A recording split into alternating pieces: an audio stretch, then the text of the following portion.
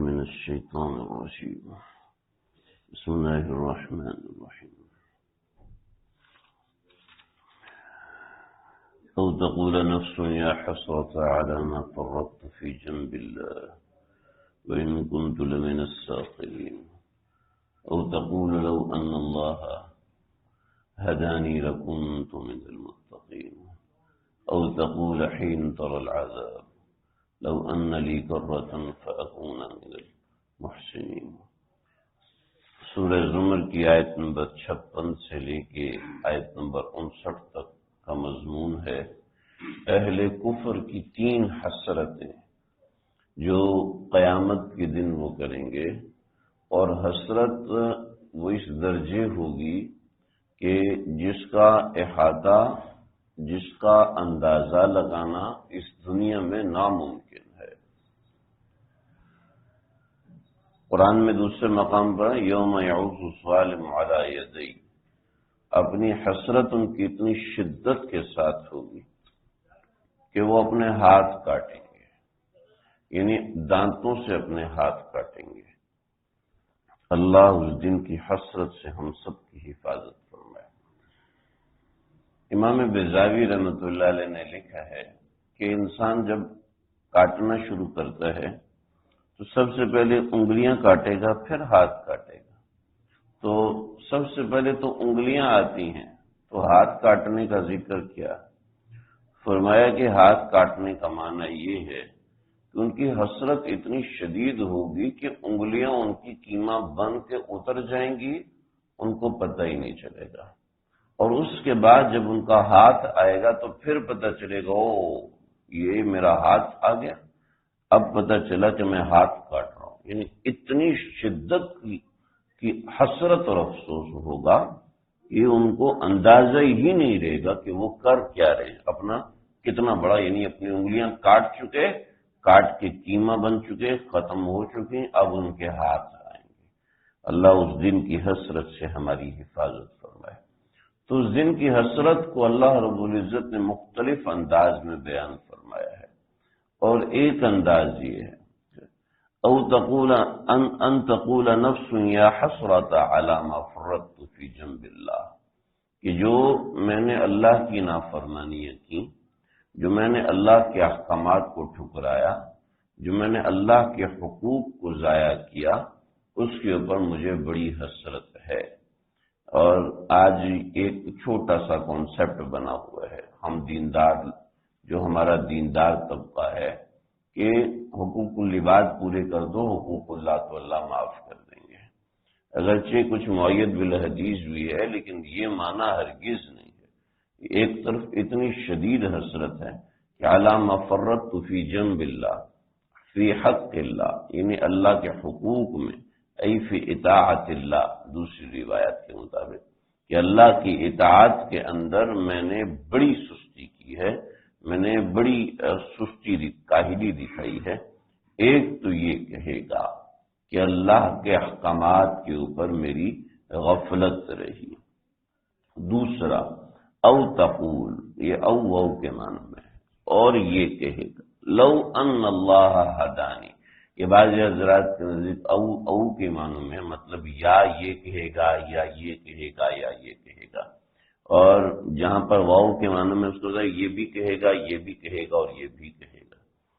او تقول لو ان اللہ ہدانی لکنت من المتقین، اگر اللہ مجھے ہدایت دیتے تو میں متقین میں شامل ہو جاتا، اگر اللہ مجھے ہدایت دیتے تو میں متقین میں شامل ہو جاتا۔ یہ ہدایت سے مراد کون سی ہدایت ہے؟ ہدی للمتقین ایک یہ ہدایت ہے، اور اہدنا الصراط المستقیم ایک یہ ہدایت، دونوں ہدایتیں الگ ہیں۔ ایک ہدایت ہے ہدایت ارات الطریق، اور ایک ہدایت ہے ایصال المطلوب۔ ارات الطریق کا معنی یہ ہوتا ہے کہ میں نے آپ سے پوچھا آپ کا گھر کہاں ہے، تو آپ کہتے ہیں یہاں سے چوتھی گلی ہے، وہاں پر میرا گھر ہے۔ اور ایصال المطلوب کیا ہے؟ میں نے کہا آپ کا گھر کہاں ہے، آپ کہتے ہیں ساتھ بیٹھو، بٹھا کے لے کے یہ میرا گھر ہے۔ تو یہ ایصال المطلوب، جہاں پر ایصال المطلوب ہوتا ہے یعنی خود سے پکڑ کے منزل تک پہنچا دینا ہے، تو وہاں پر کہیں بھی کوئی پروپوزیشن استعمال نہیں ہوتی۔ چنانچہ لو ان اللہ ہدانی، کاش کہ اللہ مجھے خود ہی منزل تک پہنچا دیتے، کاش اللہ زبردستی مجھے ایمان قبول کروا دیتے۔ اصل میں یہ ایسے ہے کہ بہت سے لوگ ہیں جنہوں نے بہت سی کوششیں کی ہیں، لیکن اللہ نے ان کے سامنے راستہ رکھا، فہدیناہ النجدین، اللہ نے ان کے سامنے راستہ رکھا ہے کہ بھئی یہ راستہ ہے، تمہاری مرضی ہے، یہ اپناؤ یا یہ اپناؤ۔ یہ اللہ کی مرضی ہوتی ہے، اور اللہ زندگی میں اکثر و بیشتر انسانوں کے سامنے یہی رکھتے ہیں۔ اور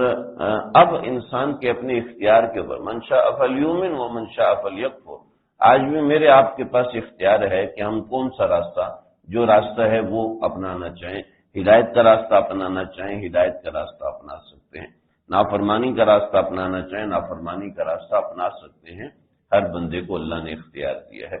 تو یہ اللہ نے ہر بندے کی زندگی میں ہر موقع پہ دیے، لیکن بعض خاص ایسے موقع ہوتے ہیں جب اللہ رب العزت زبردستی انسان کے ساتھ ہدایت کا معاملہ کرتے ہیں۔ جیسے حضرت عمر نے غلط راستہ اپنایا تھا، لیکن اللہ رب العزت نے اس غلط راستے میں سیدھا راستہ دے دیا کہ جاؤ اسی راستے سے پیغمبر کے پاس جاؤ اور ان کے ہاتھ پہ ایمان قبول کرو۔ تو یہ ایصال المطلوب ہے، تو یہ بھی ہدایت ہے،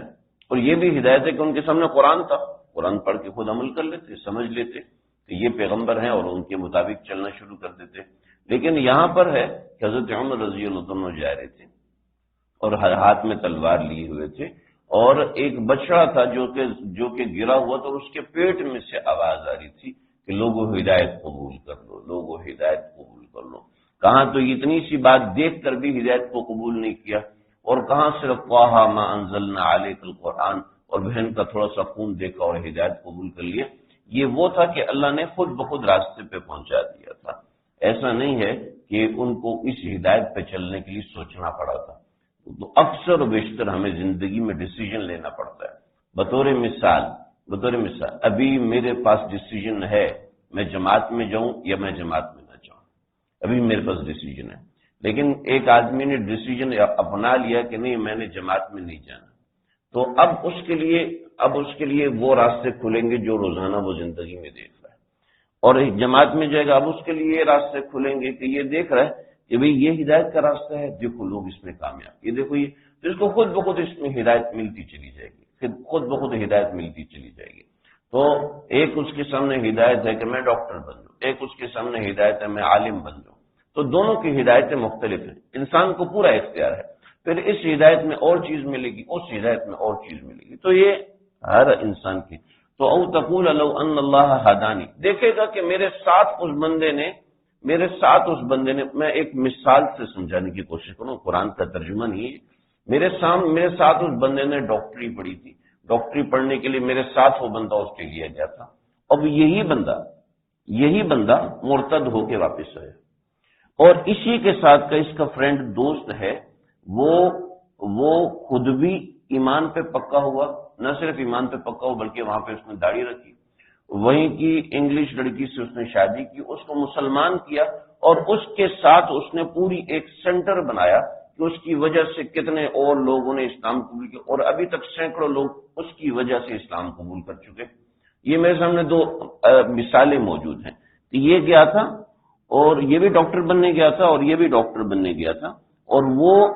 یہ ہے کہ گناہوں میں پڑنے کے بعد اس نے توبہ کی، مسلمان ہوا، مسلمان بننے کے بعد اس نے اور لوگوں کو مسلمان، اور یہ خود مرتد ہو کے آیا، خود ایتھیسٹ بن کے آیا، اور کہتے ہیں میرے سوالوں کے جواب کسی کے پاس بھی نہیں، لہٰذا میں کسی سے بات ہی نہیں کرتا، اب بات ہی نہیں کرو گے تو سوالوں کے جواب کہاں سے ملیں گے؟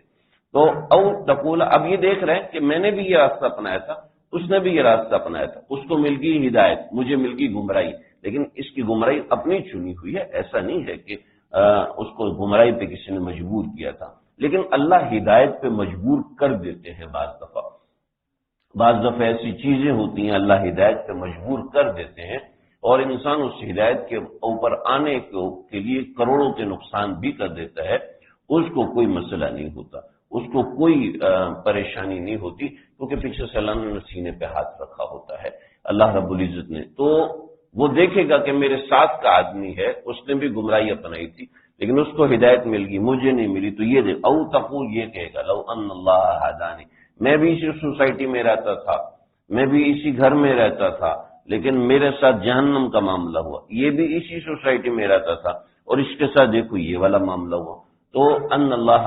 ہدانی لکنت من المتقین، تو میں متقین میں سے ہوں گا۔ یہ میں نے چند مثالیں دی، اب اس کو اوور آل زندگی میں لے کے آئیں۔ میری بھی عمر 50 سال 60 سال ہوئی ہے، میں نے کون سا دین کی محنت کی اور کون سی اللہ رب العزت نے مجھ سے ہدایت کا کام لیا، اور اس کی عمر بھی 50 سال 60 سال ہو گئی، اس نے زندگی میں آخرت کو کیا کمایا؟ لو ان اللہ ہدانی، کاش اللہ مجھے بھی یہ والی ہدایت دیتے جو اس کو ملی ہے، لکنت من المتقین، تو میں بھی ایسے کام کرنے والوں میں سے ہوتا۔ لیکن یہ وہی کاش کاش کاش کاش اسی میں سے ایک ہے۔ اللہ ہمیں اس چیز سے محفوظ رکھے۔ چنانچہ ہمارے ہاں جو سب سے سمجھدار آدمی ہوتا ہے وہ زیادہ سالوں کی پلاننگ کرتا ہے۔ جی یہ ہمارے ایک ساتھی جو کمپیوٹر بنانے والی بہت بڑی کمپنی، اس کمپنی کے اندر بہت بڑے عہدے پر فائز تھے، تو کہنے لگے جی ہماری جو کمپنی ہے اس نے 15 سال کی پلاننگ کی ہے کہ 15 سال کے بعد ہم نے کس جگہ پر ہونا ہے۔ چنانچہ وہ اس حساب سے چل رہے تھے کہ بھی 15 سال ہمارے بعد یہ پروڈکٹ ہوگا، یہ پروڈکٹ ہوگا، یہ پروڈکٹ ہوگا، یعنی کمپیوٹر کم ہوتے ہوتے ہوتے ہوتے اس درجے تک آ جائے گا کہ لوگ بڑے آسانی سے اس کو ادھر لے جا سکتے ہیں، ادھر لے جا سکتے ہیں، بڑے سے بڑا چھوٹے سے چھوٹا، اس طرح میں۔ یہ ہمارا 15 سال کا پلان ہے کہ 15 سال میں لوگوں کا کوریوگراف کیسا ہوگا، کس طرح سوچیں گے، کس طرح رہیں گے، کتنی ٹائمنگ ہوگی، وہ اس حساب سے سوچتے ہیں۔ چنانچہ اس وقت ورلڈ وائڈ ہے، وہ جناب پروسیسر بناتے ہیں اور دنیا ہل جاتی ہے، ایسا پروسیسر بنائے۔ تو ایک تو یہ 15 سال کی پلاننگ، اور وہ بہت کامیاب ہے۔ اسلام تو کہتا ہے تم ہزاروں سال کی پلاننگ کرو۔ تو یہ اس پلاننگ کے اوپر اللہ فرما رہے کہ تم اپنی اس پلاننگ کے اوپر حسرت کرو گے، کاش کاش کاش۔ او تقول حین تر العذاب، جب عذاب دیکھے گا تو کہے گا لو ان لی کرا، کاش اللہ مجھے واپس بھیجتے، فاکون من المحسنین، میں نیکوکاروں میں سے بن کے آؤں گا۔ یعنی یہ اس کاش کے اوپر سب کی منزل ہوگی کہ میں بھی نیک بن جاتا، میں بھی نیک بن۔ اللہ ہمیں دنیا میں بتا رہے دیکھو وہاں جا کے تم نے یہ کاش کرنے ہیں، آج اس پہ کوشش کر لو۔ بالا، لیکن کیوں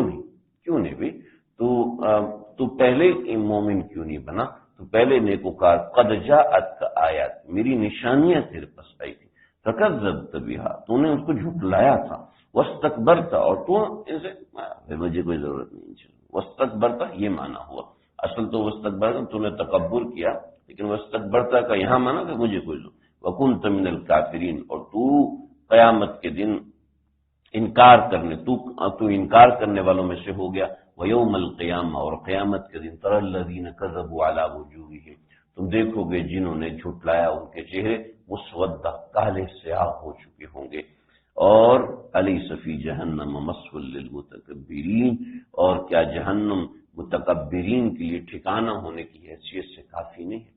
بالکل کافی ہے۔ جب ان کا بیان ہو گیا تو اب دوسرے لوگ وَيُنَجِّ اللَّهُ الَّذِينَ اتَّقَوْا بِمَفَازَتِهِمْ، یہ ان کا بیان ہے انشاءاللہ۔